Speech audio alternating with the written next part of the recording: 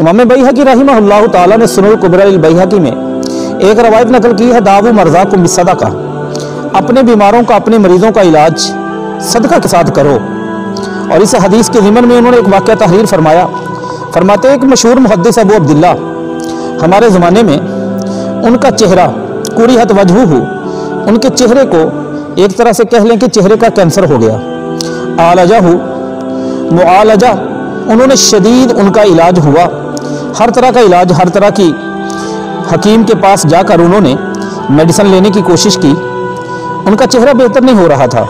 यहाँ तक कि उस दौर के डॉक्टर्स ने, हकीमों ने यह कह दिया कि आप चंद हफ्तों के मेहमान हैं, आपका इलाज नहीं हो सकता।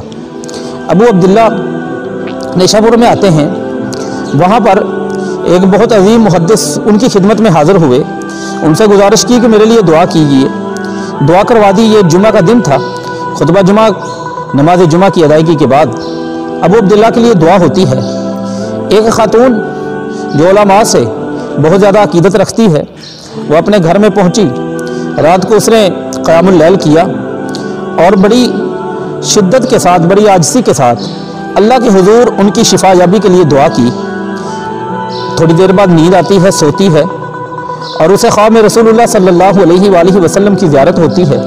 अल्लाह के पैगम्बर मोहम्मद सल्लल्लाहु अलैहि वसल्लम उस खातून को कहते हैं, जाके अबू अब्दुल्ला को कहो वो अल्लाह के रास्ते में खर्च करे, और अल्लाह के रास्ते में खर्च करने की वजह से उसकी बीमारी ख़त्म हो जाएगी।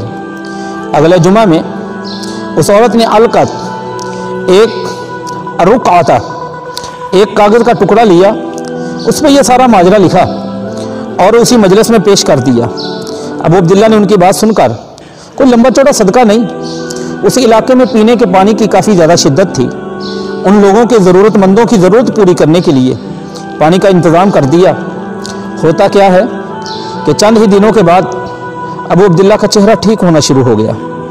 वो काम जो दुनिया के बेहतरीन हकीम और डॉक्टर नहीं कर सके, वो अल्लाह ताला के हुजूर दिया गया सदका, अल्लाह ताला के बंदों की इससे की गई हमदर्दी, उसके नतीजे में वो हदफ और वो मकसद पूरा हो जाता है। हम जब किसी के काम आ रहे होते हैं, हम सिर्फ किसी के लिए आसानी पैदा नहीं कर रहे होते, हम अपनी ज़िंदगी को भी बहुत ज़्यादा आसानियाँ दे रहे होते हैं। मैं हैरान होता हूँ, लाहौर में देखें, आपको गंगाराम हॉस्पिटल नज़र आएगा। कौन था गंगाराम? जिसका अल्लाह पे ईमान नहीं, कुरान पे ईमान नहीं, काबा किबला पे ईमान नहीं, पैगम्बर मोहम्मद रसूलुल्लाह पे ईमान नहीं सल्लल्लाहु अलैहि वसल्लम, कुरान पे ईमान नहीं। आपको लेडी वेलिंगटन हॉस्पिटल नज़र आएगा।